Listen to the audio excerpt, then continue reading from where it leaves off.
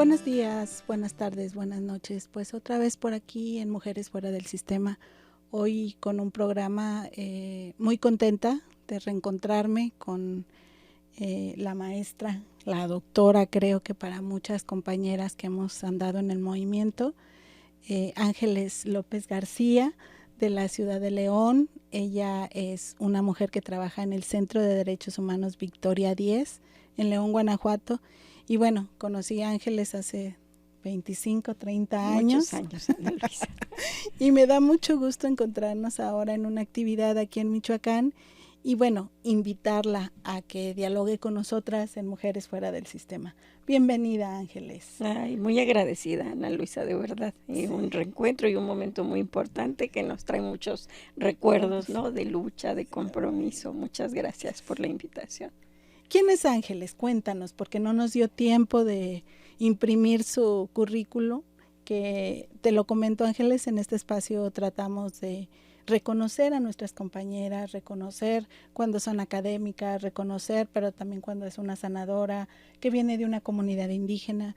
Para nosotras es muy importante que se sientan a gusto y que vengan a platicar desde esta posibilidad de hablarnos horizontalmente. ¿Quién es Ángeles López García? Ay, muchas gracias. Pues es un ejercicio que continuamente hago, ¿verdad? Entonces intentaré decir algunas cosas externas y otras más internas. Pues diré que soy una mujer de 65 años, ya próximamente a cumplirlos, que de formación soy abogada y tengo una hija y un hijo, también muy comprometidos en la lucha por la transformación social, por los derechos humanos. Y Ángeles López es heredera, ¿no? Del deseo de su madre de una vida mejor para las mujeres, y también soy heredera de la inquietud de mi padre de retratar, de fotografiar los momentos, ¿no? Mi madre fue una mujer común de su tiempo, ¿verdad? Dedicada a la casa. Luego enfermó en los últimos años de su vida de esclerosis múltiple, y esa enfermedad a mí me tocó mucho con todo el tema del cuerpo, ¿no? Y vivir un cuerpo en un cuerpo de mujeres. Y actualmente, bueno, mi historia profesional ha sido muy accidentada, ¿verdad? No soy la misma Ángeles de antes de la pandemia, después de la pandemia. No soy la misma Ángeles cuando egresé de la universidad. Eh, Saliendo de la universidad me impliqué mucho en el mundo sindical, ¿no? Acompañando luchas. En este país era imposible organizar un sindicato, reclamar derechos laborales. Hemos vivido reformas muy importantes, no solo a nivel de la Constitución, ¿verdad?, que nos dio un marco jurídico muy robusto, pionero en América Latina, sino también en este momento, pues, un reacomodo del mundo sindical, reformas laborales de gran calado. Entonces, por 20 años estuve implicada en procesos formativos, procesos jurídicos, siempre procesos colectivos, ¿no? Creo que eso es parte de mi ADN, acompañar. Creo en la colectividad, ¿verdad? Creo que somos y sí somos todos y todas. Y después, muy ilusa, ¿verdad? Diciendo que pues nos daban palo y palo y era muy desgastante el mundo sindical. Vimos que en León, Guanajuato no había un centro de derechos humanos, y pues ahí se ve que no sabía yo nada de derechos humanos, ¿verdad? Dijimos, pues, para tener una vida un poco más tranquila del mundo laboral, que las empresas, las autoridades, ¿no? Era casi un trabajo clandestino, era un delito organizarse colectivamente. Fundamos un centro de derechos humanos. No había centros de derechos humanos que tuvieran como mandato el acompañar, el difundir, el garantizar los derechos humanos de las mujeres.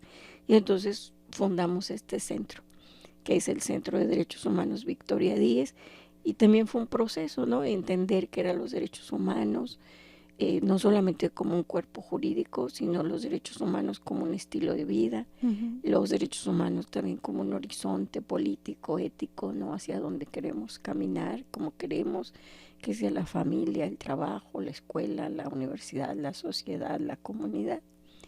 Y bueno, pues ahí estoy en un proceso también como repensando muchas cosas en esta etapa de mi vida. Creo que También el COVID me tocó de una manera muy profunda, ¿verdad? Aprendí que otra manera de trabajar era posible, ¿verdad? En mi vida de activista, pues era muy normal poner en el centro todo primero, ¿no? La causa, el sindicato, la compañera. Y el COVID a mí me enseñó que hay otra forma de trabajar, otra forma de construir. Y, y bueno, pues actualmente estoy como en un proceso de ralentizar mi vida, ¿no? De tomar conciencia de lo que voy haciendo, de, de tener tiempos, ¿no? De descanso, de cuidarme, que nosotras también somos parte de la lucha, una lucha importante. Y, y bueno, y eso también me hizo llegar a la red de defensoras, ¿verdad? Todo el tema del autocuidado y ahora reencontrarme. Entonces, bueno, pues Ángeles López es esta, ¿verdad? Una mujer, madre, activista, defensora, sindicalista, comprometida con la dignidad de las mujeres, pero también con la mía propia. Claro. Y Ángeles, cuando yo te conocí, recuerdo mucho tus recomendaciones en relación al trabajo que hacíamos cada una de nosotras. Ángeles por no sé cuántas décadas ha trabajado sobre el tema de trabajo, el trabajo de las mujeres, el trabajo y sus derechos. ¿Te gustaría comentarnos algo de ello? Ay, sí, por supuesto, porque yo misma he aprendido mucho en este tiempo, ¿no? Pues efectivamente yo inicié en el mundo sindical, ¿no? Y el mundo, en general, el mundo del trabajo es un mundo, normas, ideas que están pensadas para un modelo de ser humano. Y ese modelo de ser humano es un hombre blanco, un hombre de 18 a 40 años, un hombre blanco que puede salir a las 6 de la mañana de su casa y puede regresar a las 8 o 10 de la noche, que no tiene a su cargo tareas de cuidado, ¿no? Decía que a mí el COVID me enseñó mucho y creo que por primera vez, aunque lo decía, pero sentir, tocar, vivir en el cuerpo, que nos sostuvieron los cuidados, ¿verdad? Y quienes mayoritariamente hemos cuidado, pues somos las mujeres, ¿no? Entonces aprendimos que para que alguien pueda salir y trabajar, se necesita otra persona que haga todo el trabajo de cuidados. Lavar, planchar, atender, que haya comida en el refrigerador, que haya gas, que funcione la vida. Entonces, el mundo del trabajo está pensado así, ¿no? Entonces es un mundo muy excluyente, especialmente de todo el trabajo, los saberes, las habilidades que tenemos las mujeres sobre el cuidado de la vida. Poco a poco me fui dando cuenta, ¿no? Por los horarios en los que se hacían las reuniones, ¿no? Mujeres que no podían, o todo lo que vivían las mujeres al interior de un centro de trabajo, llámese oficina, llámese fábrica, llámese maquiladora, un taller, un negocio, y que pues era un mundo en donde estaba muy naturalizada la violencia y la violación de derechos humanos laborales. Es muy normal, o hasta hace poco, aunque todavía existen prácticas, pues la firma de contratos de hojas en blanco, ¿verdad? Es muy normal y está muy naturalizado, pues que te hacen contratos por 3 meses, ¿no? Así es. Y así puedes pasártela 10, 15, 20 años, no generas antigüedad. Es muy normal que te contratan por honorarios, ¿no? Para evadir obligaciones de generación de antigüedad, de reparto de utilidades, en fin, de prestaciones, vacaciones, aguinaldo, cuotas al seguro social, ¿no?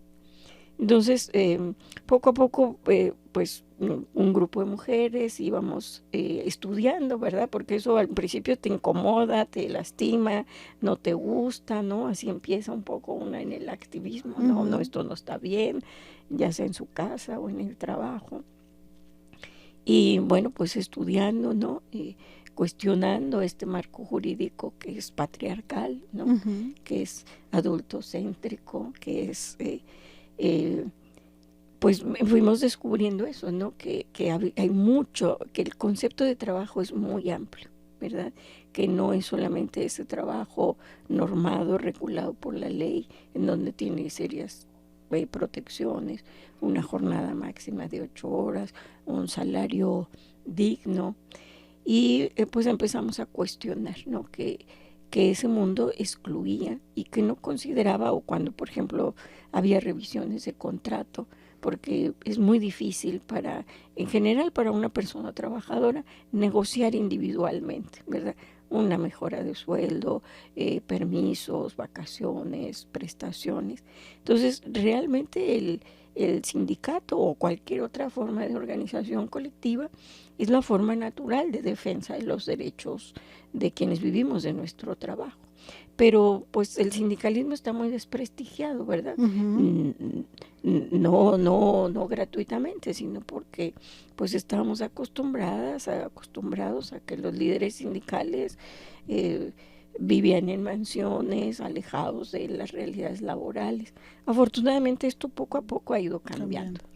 Entonces, bueno, pues ahí empezamos a gestionar y a hacer círculos de mujeres, círculos de estudio, una red de mujeres sindicalistas o una red de mujeres que reflexionábamos sobre el mundo del trabajo, cuestionábamos y empezar incluso a impulsar cambios en las condiciones laborales que se consideraran, ¿no? Bueno, en ese entonces no había celulares y, por ejemplo, muchas mujeres preferían los turnos nocturnos, ¿no? En grandes fábricas porque pues les permitía mandar a los hijos a la escuela, ver las tareas, dejar organizar la casa y en la noche se iban a trabajar.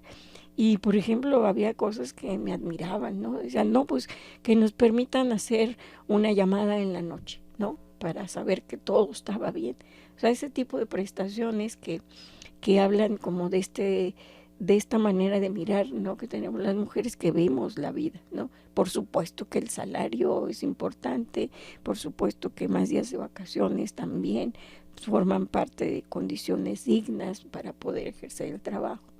Y luego pues fuimos descubriendo el tema del acoso sexual, fuimos descubriendo el tema del hostigamiento sexual, ¿no? Fuimos descubriendo todo el estrés que generaba en muchas mujeres el acoso o estos horarios, ¿no? Que están pensados para un prototipo de varón, ¿verdad? Sin tareas de cuidado. Y eso pues nos habla del desprecio que hay hacia este trabajo de cuidados que es el que sostiene la vida.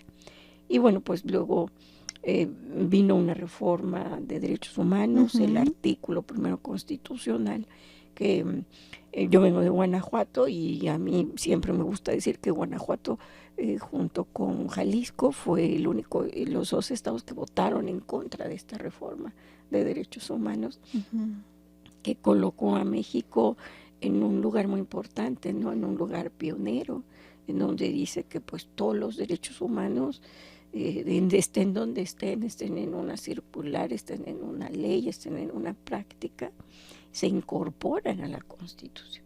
Entonces, pues había mucho temor en Guanajuato de que ahora van a llover las demandas por vivienda, por empleo, por educación. Y bueno, desafortunadamente todavía no terminamos de apropiarnos de esta herramienta tan potente. Pero bueno, pues ahí empezamos a estudiar también, ¿no? Todo el tema de las convenciones, ¿no? Ahí nos encontramos, ¿no? De las conferencias, las convenciones, los tratados internacionales, cuando nuestras compañeras se fueron a Beijing y asustábamos a todo mundo, ¿no? Con todo el manejo que teníamos de los tratados internacionales. Entonces, bueno, pues poco a poco eso, pues fui empapándome más, ¿no? De convenciones tan importantes como la CEDAW, ¿no? La Convención Belém do Pará. Fuimos aprendiendo a hacer informes y ahora pues todo eso, ¿no? Fuimos aprendiendo de derechos, ¿no? Qué importante es saber nombrar los derechos, no hablar así de defensa de los derechos humanos en general, sino pues la defensa del derecho al agua, la defensa del derecho al territorio, la defensa del derecho a la identidad, ¿no?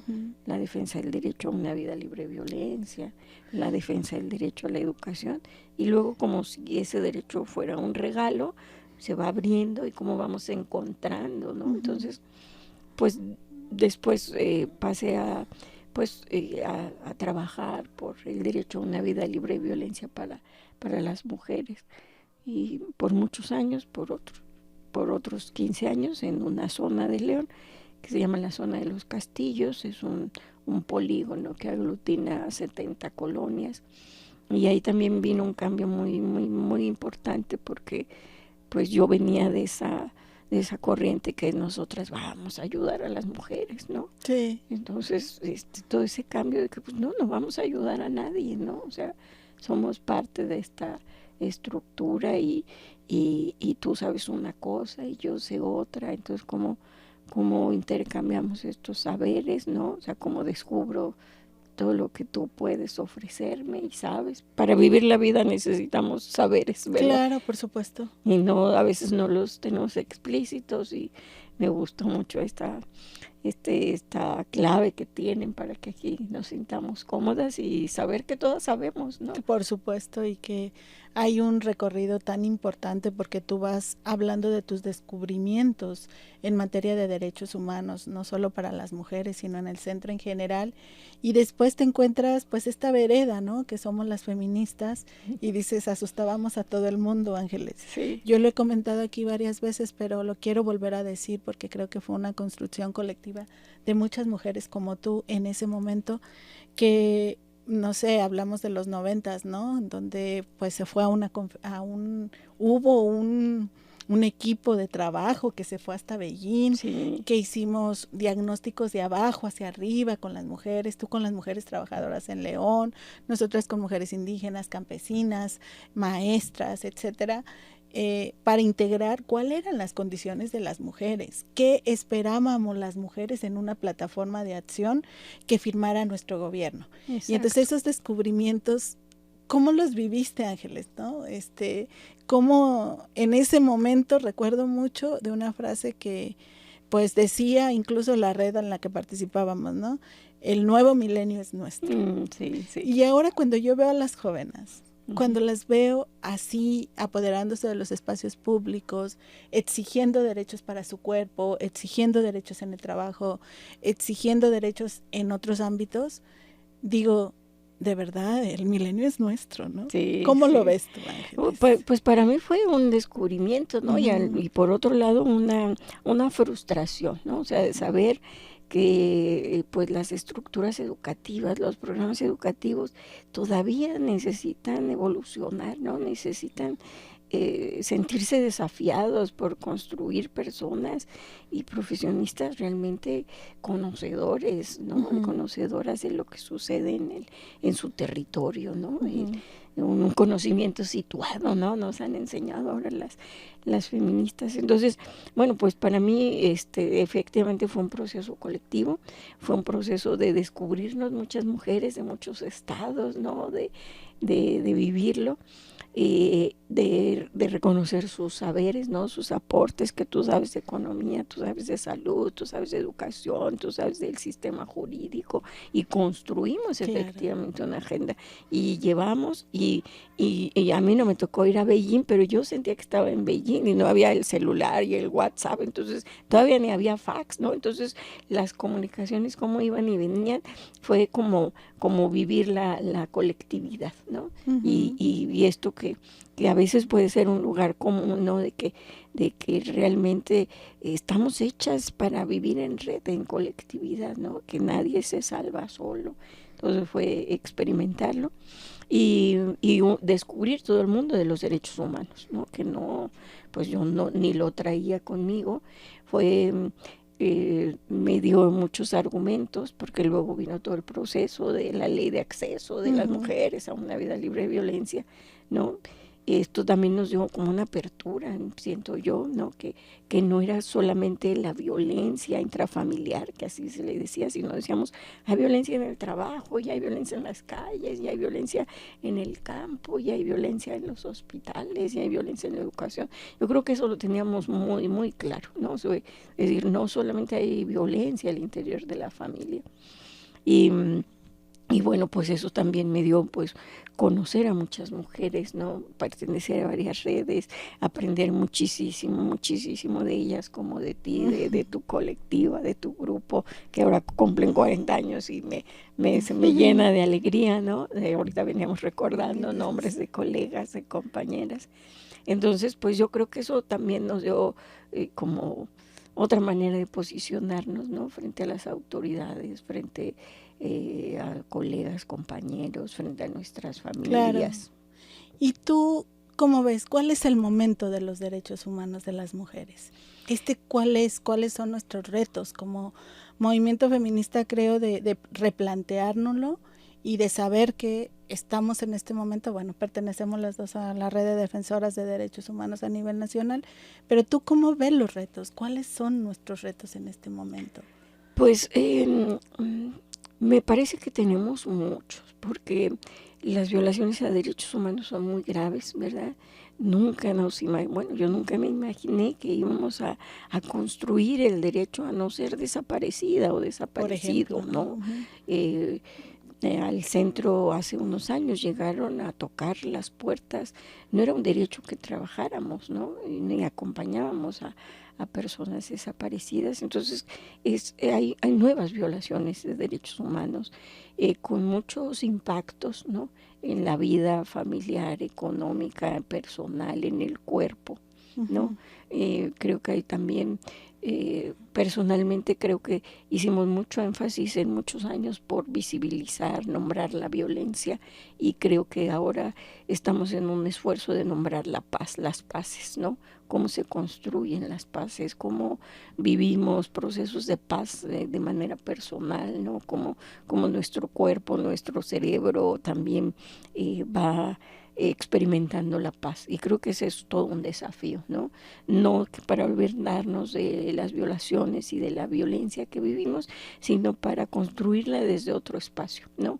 No desde el espacio de la violencia, sino desde cuando decía que para mí ha sido como claro identificar los derechos humanos como si fueran un vehículo de 4 ruedas, ¿no? En una rueda están todos los tratados internacionales, normas, principios, tratados, en fin, es un cuerpo jurídico siempre amenazado, siempre que necesitamos defenderlo.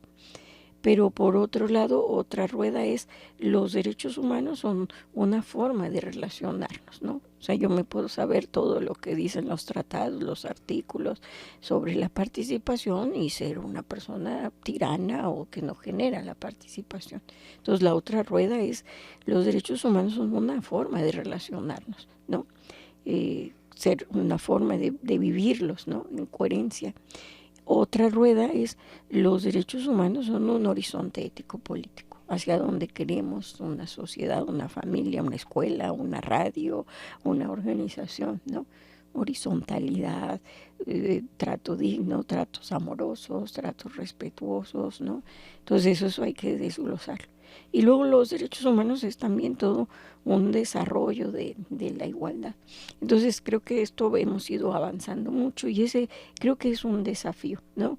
Me parece no solamente colocar la mirada en el cuerpo normativo, que repito, por supuesto que no es lo mismo defender derechos con una reforma constitucional, con un primero constitucional, con leyes de víctimas, con leyes general de acceso de las mujeres a una vida libre de violencia, y que cada vez se van incorporando más tipos y modalidades de violencia, sino que creo que un desafío es equilibrar para que camine este vehículo, ¿no? O sea, cómo revisamos nuestras prácticas, cómo nuestras prácticas, más allá de lo que diga un tratado, cómo nuestras prácticas son armoniosas con esta creencia de derechos humanos.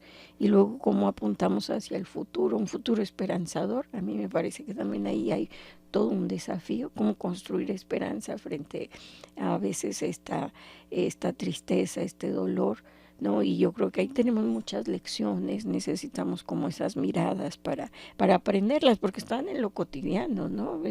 Entonces todas estas mujeres que viven un antes y un después de una violación de derechos humanos, ¿no? Y que pues todas podemos contar experiencias y cómo eso nos toca, nos transforma, cómo nos impacta. Y luego pues aprender muchas formas que no son, muchas formas alternativas a la violencia, ¿verdad? O sea, creo que que fue muy importante y muy necesario, pero hoy como hablamos de cómo resolvemos los conflictos, Claro. ¿no? Cómo gestionamos las diferencias, cómo colocamos en lo que sí estamos de acuerdo, cómo partimos de lo que sí sabemos, cómo construimos sobre lo que sí tenemos. Y a mí me parece que ahí hay un camino muy, muy de mucho florecimiento, ¿verdad? No siempre partir de lo que nos hace falta, no tenemos, nos hicieron, no para olvidarlo, Por supuesto. sino, o sea, porque una violación a derechos humanos marca un antes y un después. Pero ¿qué pasó con esa violación que te ha hecho descubrir, que te hace que te motiva a salir, cómo se genera esa indignación que reconoces en tu historia personal, que reconoces de otras que te acompañan? Yo creo que ahí hay muchos desafíos y evidentemente que en el movimiento feminista hay muchas diferencias, ¿no? Y esas son bienvenidas y son sanas, pero cómo identificamos que el objetivo es un espacio y unas sociedades donde el patriarcado y el capitalismo no tengan un lugar, ¿no?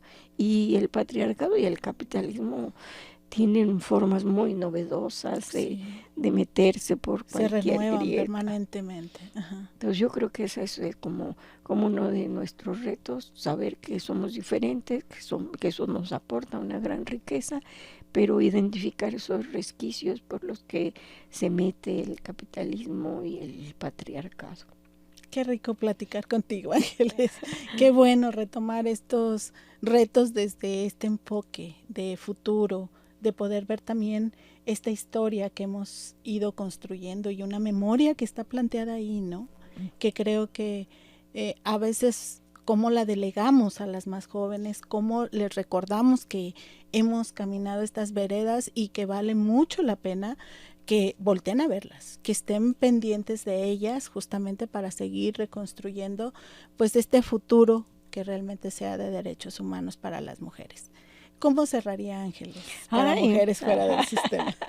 Pues primero que me gusta mucho su nombre, ¿no? Fuera del sistema. Hay muchos sistemas, ¿verdad? Adultocéntricos, patriarcales, colonialistas, y eso me gusta, ¿no? O sea, fuera del sistema, buscar que hay caminos. Y pues compartirles que en este momento de mi vida, de mi edad, estoy como, y un eje del movimiento feminista ha sido el cuerpo, ¿verdad? Y yo también siento que ha habido un recorrido, ¿no? Antes mi cuerpo es mío, no quiere decir que no sigan siendo ciertas, pero hoy estoy como trabajando en mi propio cuerpo, ¿no? Reconociendo qué heridas tiene, cómo reacciona.